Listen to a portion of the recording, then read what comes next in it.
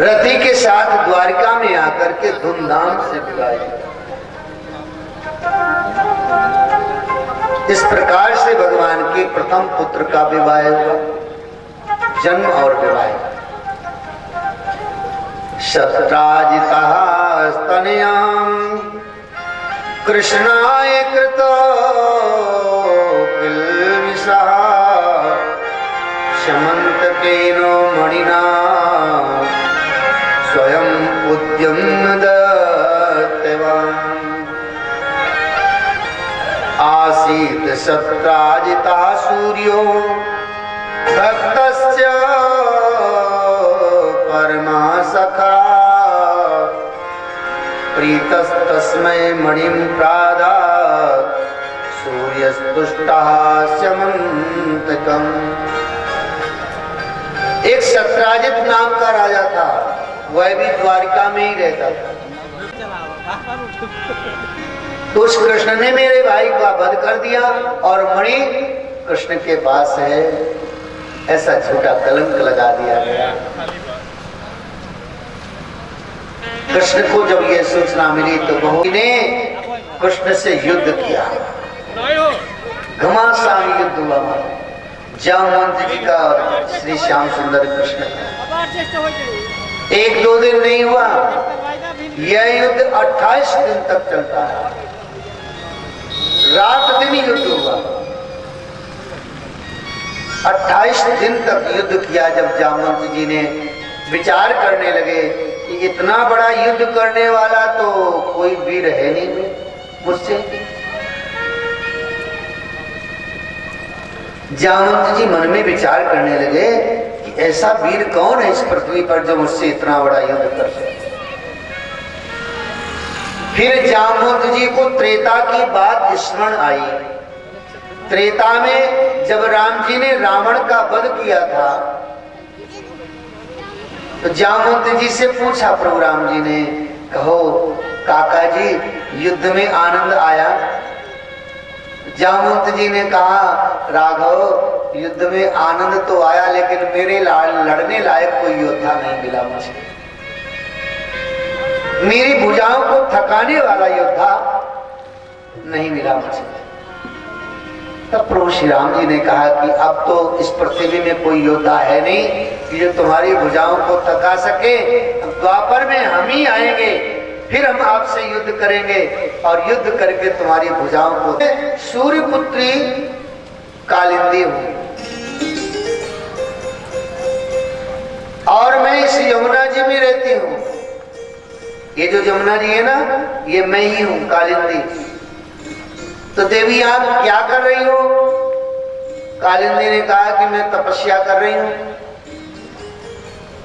क्यों, क्या चाहिए आपको? तो कालिंदी ने कहा कि मैं कृष्ण को, भगवान ने शिव जी से युद्ध किया। यहाँ पर शिव और कृष्ण में घमासान युद्ध हुआ है। परीक्षित जी के मन में एक जिज्ञासा उत्पन्न हुई कि महाराज ये बताइए, भगवान शिव और कृष्ण दोनों एक दूसरे के परम प्रिय हैं, इन दोनों में युद्ध कैसे हुआ? क्यों युद्ध हुआ?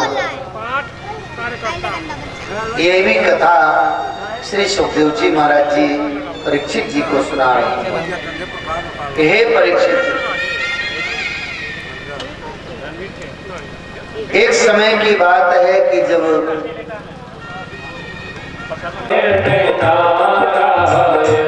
श्रीमन नारायण नारायण नारायण, श्रीमन नारायण नारायण नारायण, लक्ष्मी नारायण नारायण नारायण, लक्ष्मी नारायण नारायण नारायण, श्री हरि नारायण नारायण नारायण, श्री हरि नारायण नारायण नारायण, भजमन नारायण नारायण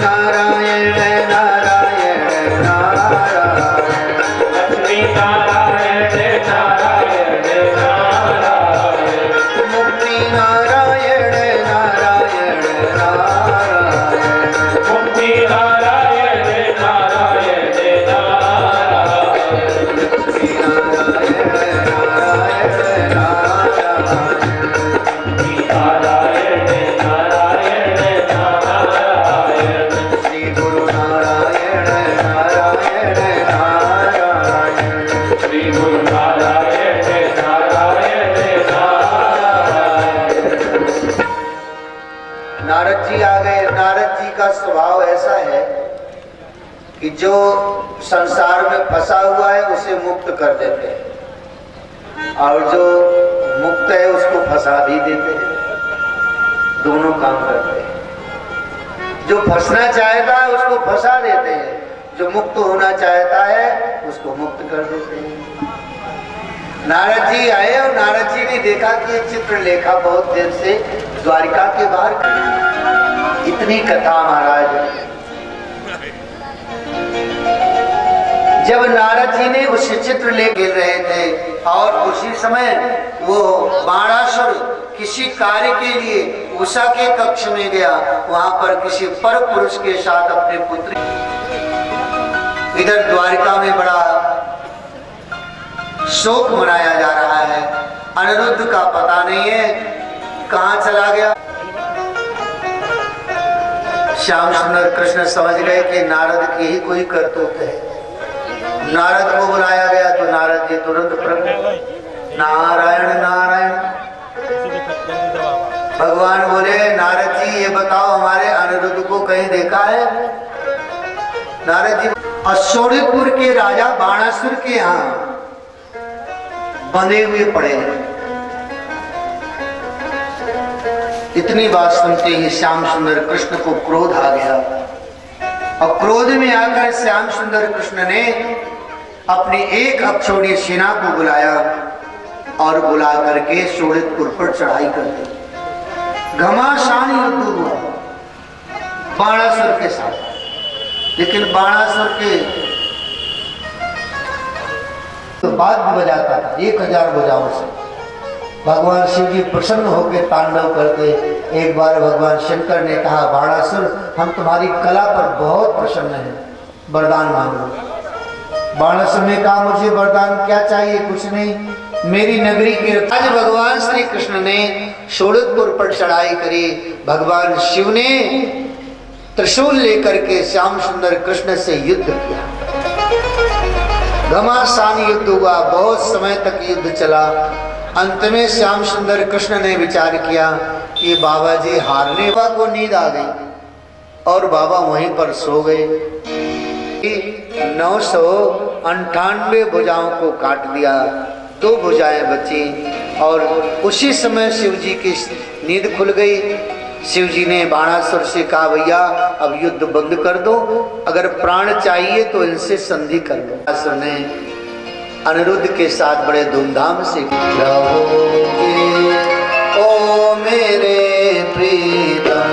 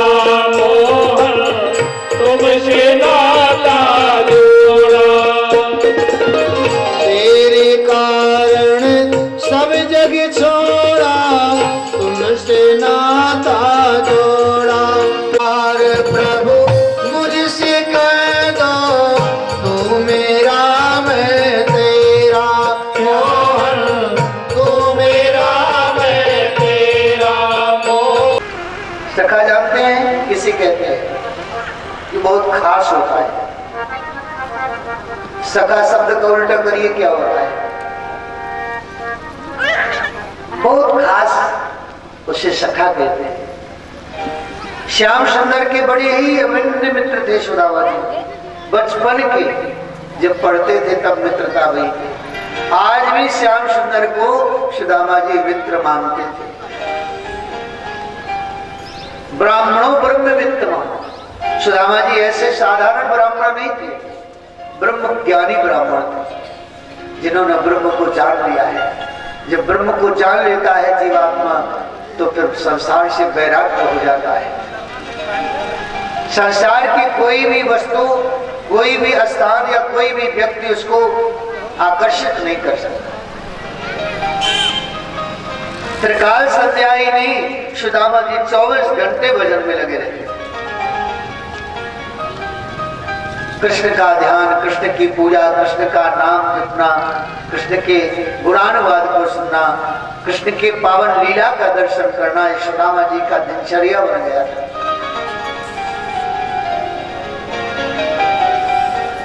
और श्री सुखदेव जी महाराज कहते हैं विरक्त इंद्रियार्थेषु, इंद्रियों के अर्थ से वैराग्य था।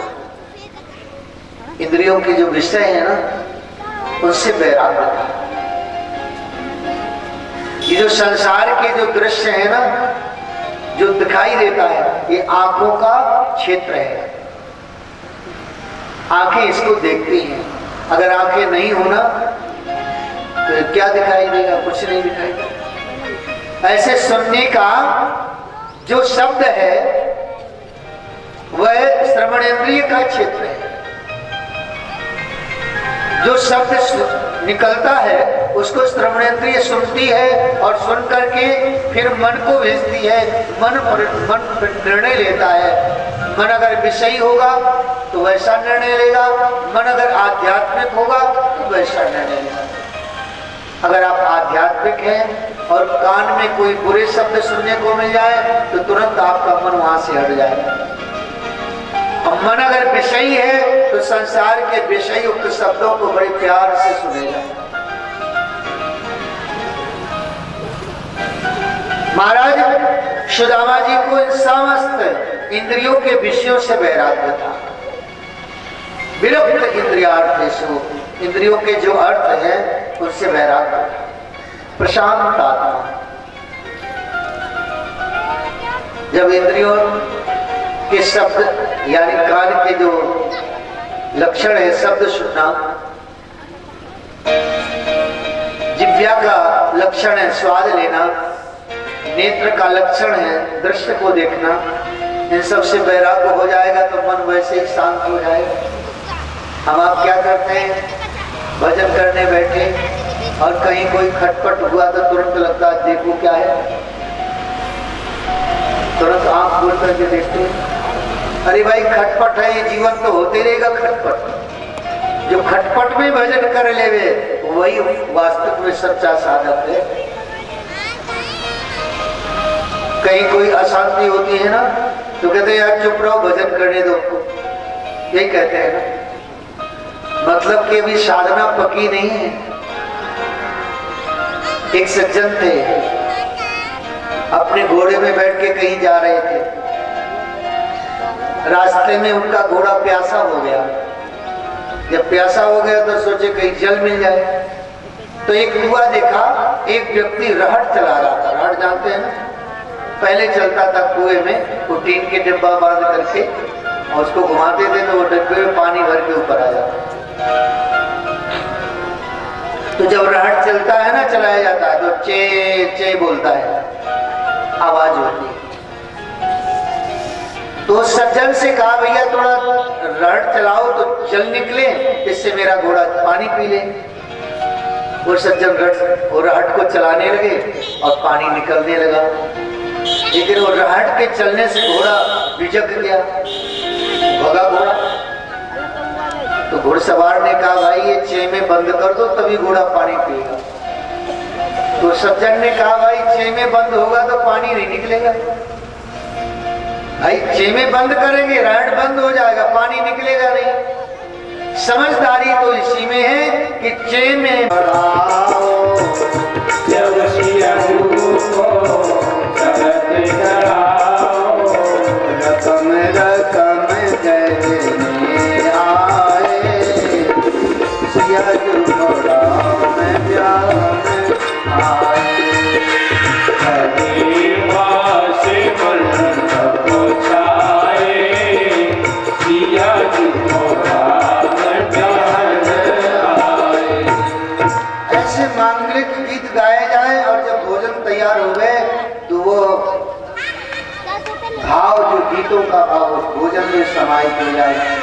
और वो भोजन जब तैयार हो करके बाराती या घराती जब पाते थे तो बुद्धि शुद्ध रहती थी, विवेक जागृत रहता था। अब क्या हुआ है, अब भोजन बनाने वाले आते हैं महाराज, वो 3-3 दिन तक तो स्नान नहीं करते, उनको टाइम ही नहीं रहता है, इसलिए वो काम लेके रहते हैं कि फुर्सत ही नहीं है। और वहीं पर गुटखा तंबाकू खाते हुए उन्हीं हाथों से भोजन बनता है महाराज। मन में दूषित विचार चल रहे हैं, पता नहीं किस विचार से भोजन बन रहा है। विचारों का भोजन पर बहुत बड़ा प्रभाव होता है। और उस भोजन को जब कोई पाता है ना, उसकी बुद्धि शुद्ध हो सकती है क्या? कभी नहीं हो सकती। पहले का नियम हरि भज लो, हरि भज का मौका है।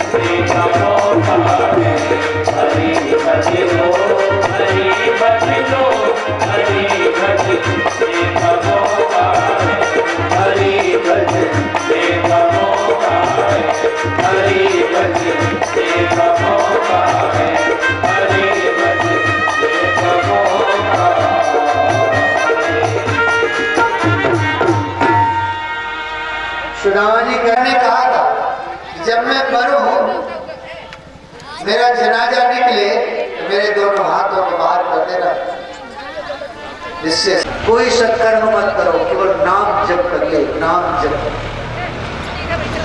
नाम जप में मन लगा, परमात्मा स्वयं चल करके आप जैसे नाम जापक के दर्शन करने के लिए आपके घर आए।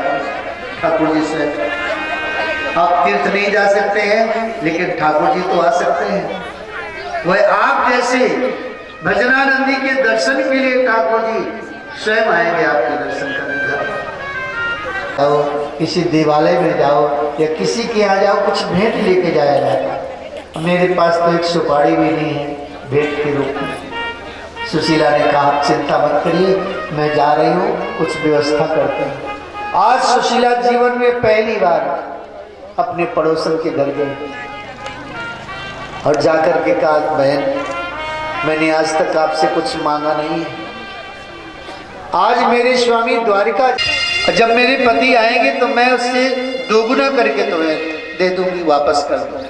उस पड़ोसन ने मालूम है ऐसे चावल दिए, एक चावल 10 टुकड़े थे, माने इतने छोटे छोटे टुकड़े चावल के जो किसी काम के नहीं थे, वो उसको दिए। हाँ ऐसे ही दिया जाता है हमारा।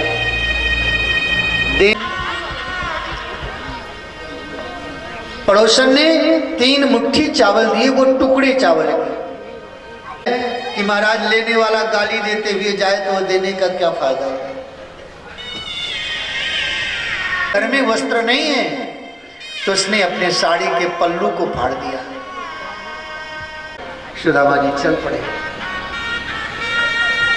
हरे कृष्णा हरे कृष्णा हरे कृष्णा हरे कृष्णा हरे कृष्णा हरे कृष्णा हरे कृष्णा हरे कृष्णा हरे कृष्णा हरे कृष्णा हरे कृष्णा कृष्णा हरे कृष्णा हरे कृष्णा हरे कृष्णा। सुदामा जी चले जा रहे हैं और सोचते जा रहे हैं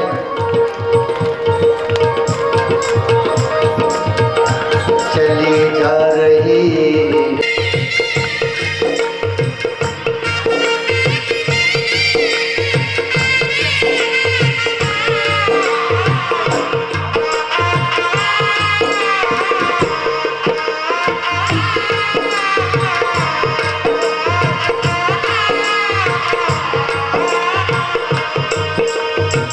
लड़कपन भी बीता जवानी भी बीती, लड़कपन भी बीता जवानी भी बीती, लड़कपन भी आया बुढ़ापे का, होगा बुढ़ापे का असर धीरे धीरे, ऊपर धीरे धीरे चली जा रही है, ऊपर धीरे धीरे।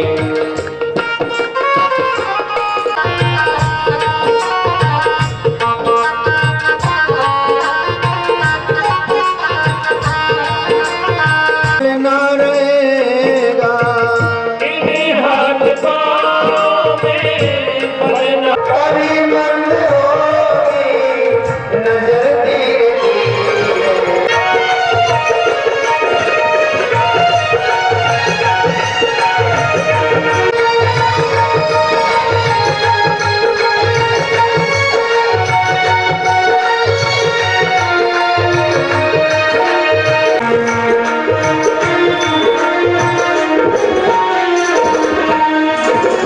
आया है जो उसको कम से कम हमें याद कर लेते। सुदामा जी ने कहा कृष्ण तेरी याद के बिना तो मैंने कुछ नहीं किया, तेरा स्मरण करके ही मैंने सारे कार्य किए हैं, लेकिन श्याम सुंदर मेरे पास इतना धन इतना वैभव नहीं था कि मैं आपको बुला सकता। सुदामा जी पूछने लगे कृष्ण तुमने भी ब्याह किया? अब थोड़ा ग्रस्त जीवन की चर्चाएं होगी। कृष्ण ने कहा हाँ मैंने भी ब्याह किया है। सुदामा जी ने कहा तो तेरी पत्नी का क्या नाम है? श्याम सुंदर बोले, कौन सी पत्नी का बताओ? सुदामा जी बोले, कौन सी पत्नी का? क्या 2-4 पत्नियां हैं क्या तेरी? श्याम सुंदर बोले, 2-4 नहीं है, 16,108 है। अब सुदामा जी ने कान में उंगली लगा ली, है भगवान, इतने ब्याह कर लिए तेने? हाँ हाँ। श्याम सुंदर कृष्ण बोले, सुदामा जी मेरी भी इच्छा नहीं थी ब्याह करने की, लेकिन क्या करूं, ऐसी व्यवस्था बनती गई, ब्याह होते गए। तो सुदामा जी सोचने लगे, तब तो लाला एक ब्याह में तो महाराज बड़ी आफत आ जाती, इतने ब्याह हो गए तब तो तुम्हारी बड़ी परेशानियां बढ़ गई। ना ना सुदामा जी, ऐसी कोई बात नहीं है, गृहस्थ जीवन बड़े आनंद पूर्वक चल रहा है। तुम्हारे 4 पुत्र हुए हैं, हमारे एक रानी से 10 पुत्र हुए हैं। अब तो सुदामा जी बिल्कुल बोले, वाह कृष्ण, तुमने इतनी ब्याह की है, भैया मुझे ही बुला लेता एक ब्याह में। तो सोनी रहती अदालत तुम्हारी, तो सोनी रहती अदालत तुम्हारी, कृपा की न होती जो आदत तुम्हारी, कृपा की न होती जो आदत तुम्हारी।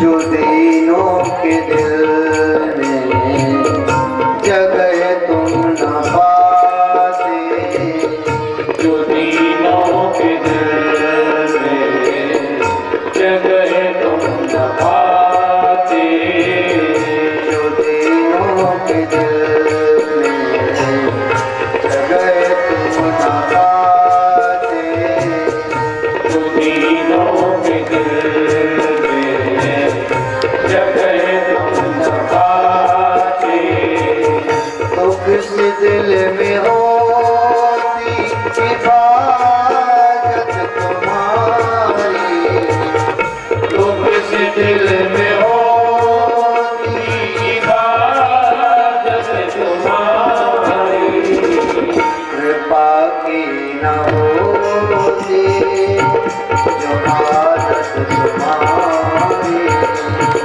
कृपा की न होती जो आदत तुम्हारी।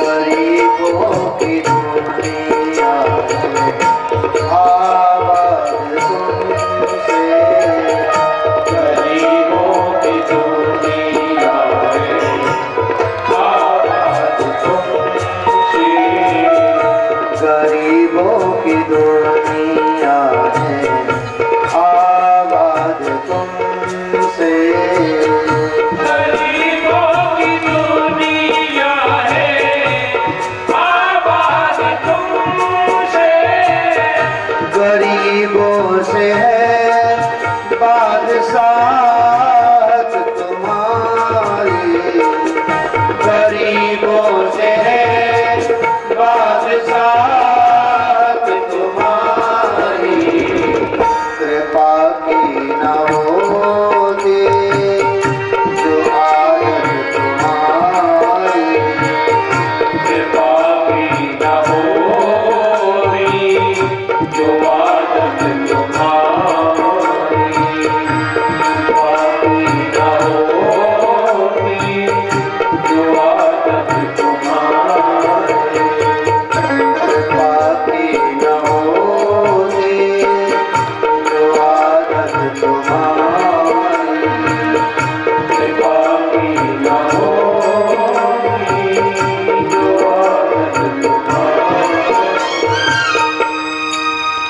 सुदामा जी अपने नगर में आए और इधर भगवान ने सुदामापुरी बना दी। द्वारकापुरी जैसी थी वैसे सुदामापुरी। मोह में आकर के संसार के बंधनों में नहीं बंधना चाहिए। आसक्ति ही दुख का कारण है। जैसे उन कबूतर दंपति को आसक्ति के कारण फंसना पड़ा, प्राण गंवाने पड़े, ऐसे ही संत को सावधान रहना चाहिए। कभी कहीं कोई आसक्ति ना हो, कोई ममता ना हो, निरासक्त होकर के विचरण करे। अजगर को गुरु बनाया। जैसे अजगर एक जगह पड़ा रहता है, कोई आ गया जीव जंतु तो उसको आहार बना लिया नहीं पड़े। ऐसे संत को भोजन के लिए दर दर की ठोकरें नहीं खानी चाहिए। एक जगह पड़े मस्ती में। अजगर करे न चाकरी, पंछी करे न काम, दास मलू का कहे गए सबके दाता राम। अजगर वृत्ति को धारण कर ले और परमात्मा में एक निष्ठ होकर के भजन में लीन रहे। समुद्र को गुरु बनाया। समुद्र जैसे अपनी सीमा को लांघता नहीं है, वैसे संत को भी अपनी सीमा का उल्लंघन नहीं करना चाहिए। पतंगा को गुरु बनाया। पतंगा जैसे दीपक की लौ की ओर जाता है, जल करके भस्म हो जाता है, वैसे तुमको लाखों प्रणाम। हरि की कथा सुनाने वाले, तुमकी कथा सुनाने वाले, तुमको लाखों प्रणाम, तुमको लाखों प्रणाम। हरि की कथा सुनाने वाले, तुमकी कथा सुनाने वाले, तुमको लाखों प्रणाम, तुमको लाखों प्रणाम।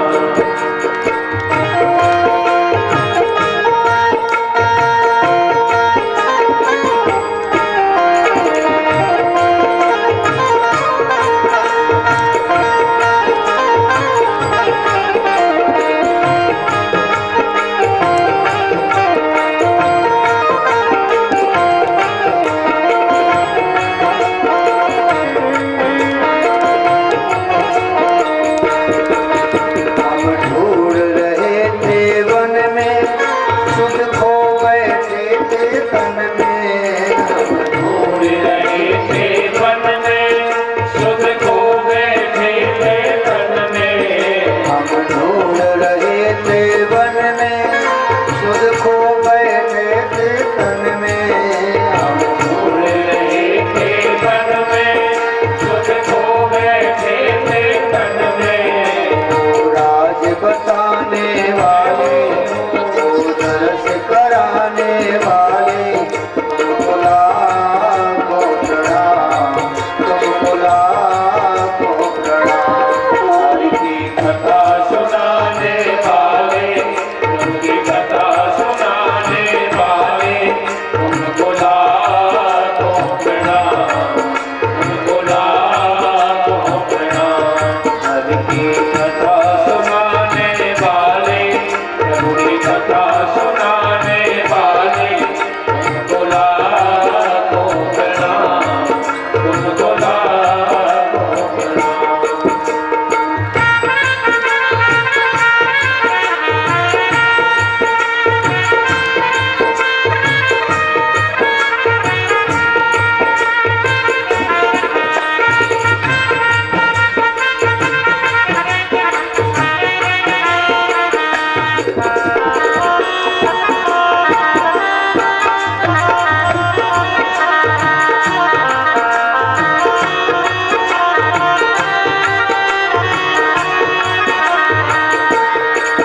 हम पीकर जिसका प्याला जा रहे थे यम के द्वारा। हम पीकर विष का प्याला जा रहे थे यम के द्वारा।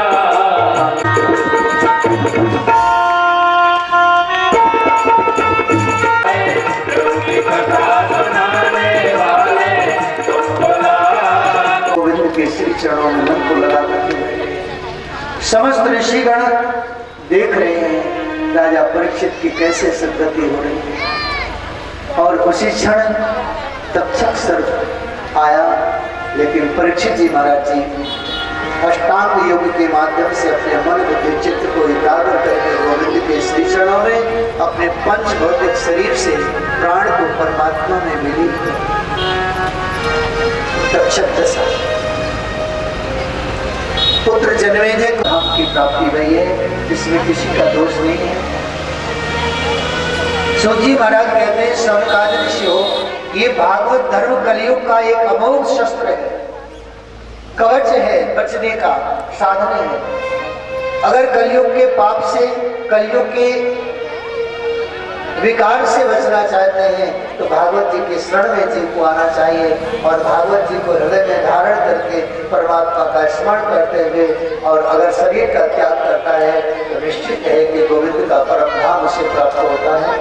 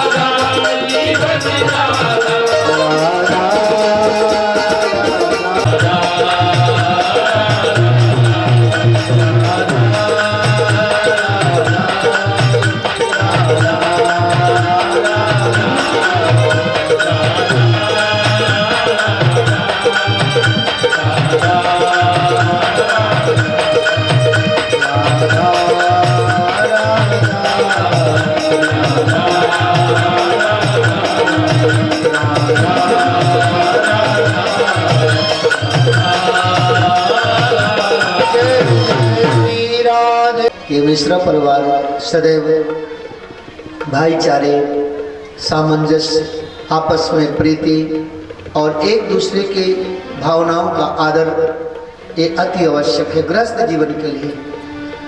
है तो ये सभी के लिए, लेकिन हमारा यही कहना है कि सभी को एक सूत्र में, जैसे अनेक वृक्षों से पुष्प लेकर के माली एक सूत्र में पिरो करके माला बना देता है और वो माला परमात्मा को अर्पण कर देता है। वैसे ही निकट से जुड़ गया है, जुड़ा तो था ही, अब और निकट हो गया है। नई पीढ़ी भी अब जुड़ गई है भगवत कृपा से। तो हमारा तो ये कहना है, अगर जुड़ गए हैं तो मंत्र को अपना जीवन समझ लें। मंत्र हमारा जीवन है और मंत्र को श्री लक्ष्मी नारायण भगवान की जय जय श्री राधे। आप सब लोग नाम संकीर्तनम यस्य नाम संकीर्तनम यस्य सर्व पापो प्रणाशनम सर्व पापो प्रणाशनम प्रणामो दुख समनः प्रणामो दुख समनः तम नमामि हरिं परम तं नमामि हरिं परम। नाम संकीर्तनम यस्य नाम संकीर्तनम यस्य सर्व पापो प्रणाशनम सर्व पापो प्रणाशनम प्रणामो दुख समनः प्रणामो दुख समनः तम नमामि हरिं परम तं नमामि हरिं परम तम नमामि हरिं परम। तं नमामि हरिं। श्री भागवत भगवान की जय। अब आप अपने स्थान में खड़े हो जाएं। भागवत भगवान की है आरती आरती, पापियों को पाप से है तारती। भागवत भगवान की है आरती आरती आरती।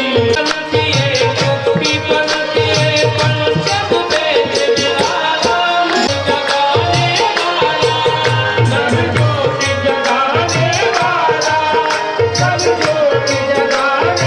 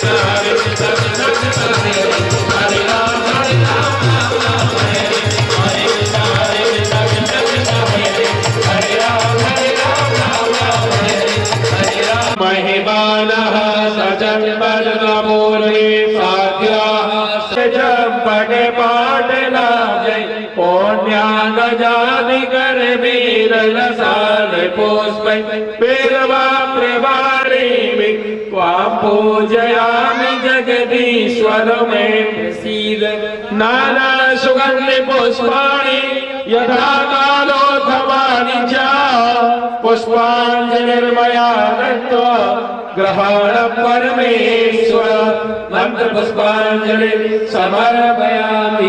बोलिए वृंदावन में हरि लाल की, श्री महाराज की जय, सुखदेव जी महाराज की जय, सतगुरुदेव भगवान की जय, हनुमान जी महाराज, वृंदावन धाम की जय, तीर्थराज महाराज की जय, धर्म की जय हो, माता की सेवा हो, गौ माता की सेवा हो, सत्य सनातन धर्म की जय हो, सत्य सनातन धर्म की जय हो, भागवत धर्म की जय हो, भागवत धर्म की जय हो। जय जय श्री राधे, जय जय श्री राधे, जय जय श्री राधे।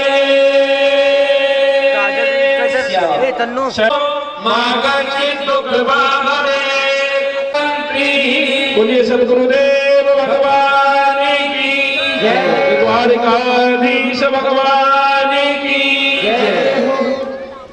आप सभी लोग प्रसाद लेके पहुंच रहे हैं और आपको प्रसाद वितरित किया जाएगा। जिस भाव से, जिस श्रद्धा से आप लोग इस कथा का श्रवण कर रहे थे विगत 7 वर्षों से, आप सभी जिसका श्रवण आपने विगत 7 दिनों में किया है तथा या कोई भी धर्म कार्य हो उसमें बढ़ चढ़कर हिस्सा लें, अपनी भावपूर्ण प्रस्तुति वहां पे दें, भक्तिपूर्ण प्रस्तुति वहां पे दें, उपस्थिति वहां पे दें।